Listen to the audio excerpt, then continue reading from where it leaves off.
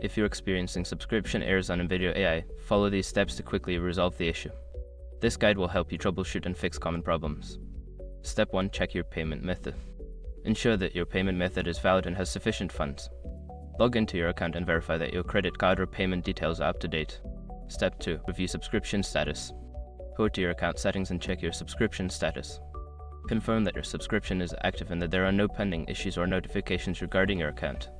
Step 3. Clear browser cache. Sometimes browser cache can cause issues.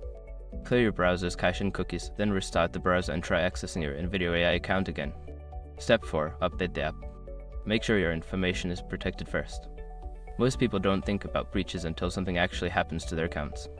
Use SRP to monitor your accounts 24/7 and instantly alert you if your information appears in leaked databases online.